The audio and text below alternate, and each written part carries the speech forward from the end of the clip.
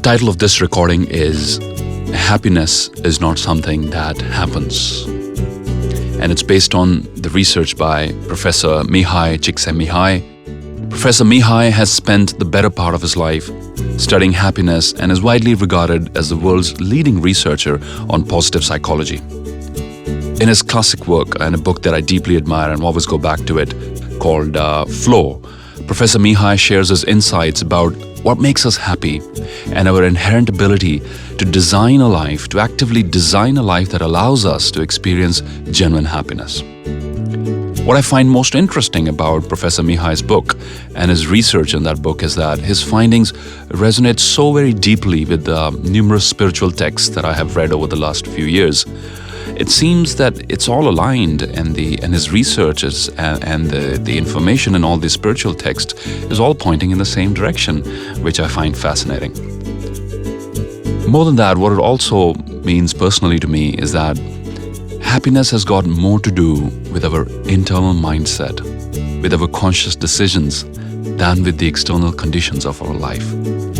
I like to quote these lines from the first chapter in the book Flow, called Happiness Revisited.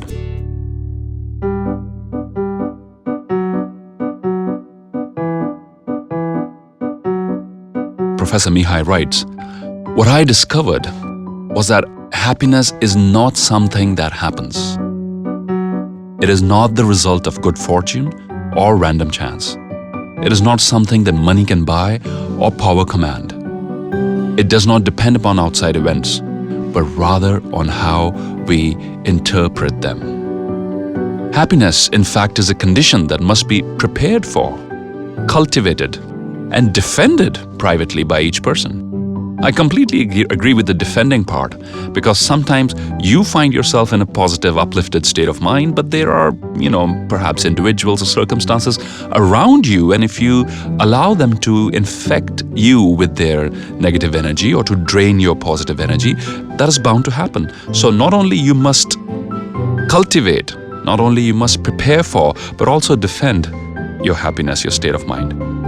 I continue with the quotation from Professor Mihaly's book. Quote, "People who learn to control inner experience will be able to determine the quality of their lives," which is as close as any one of us can come to being happy.